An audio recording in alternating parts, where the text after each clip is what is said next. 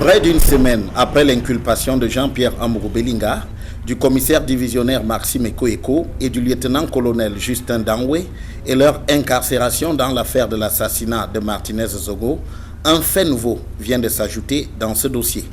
Le chauffeur de la Prado, avec laquelle le journaliste a été enlevé dans la nuit du 17 janvier 2023, s'est rendu au commissaire du gouvernement après près de 2 mois de cavale.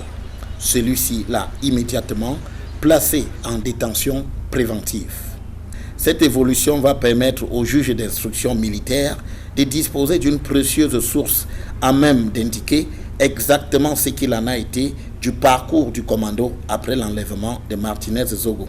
Ce témoin de première main permettra sans nul doute aussi d'avoir une idée précise du lieu ou des lieux de torture de Martinez Zogo.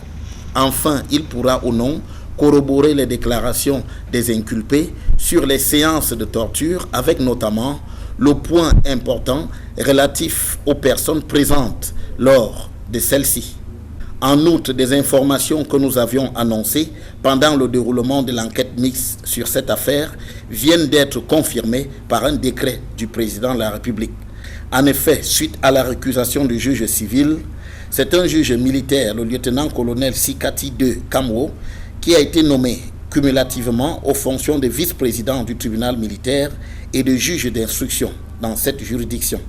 C'est à lui que va échoir la conduite du procès relatif à l'assassinat de Martinez Zogo. Avant sa nomination, c'est un juge civil venu du tribunal de grande instance d'Akonolinga qui avait été chargé de prononcer les inculpations et la remise en liberté des suspects dans l'affaire Martinez Zogo.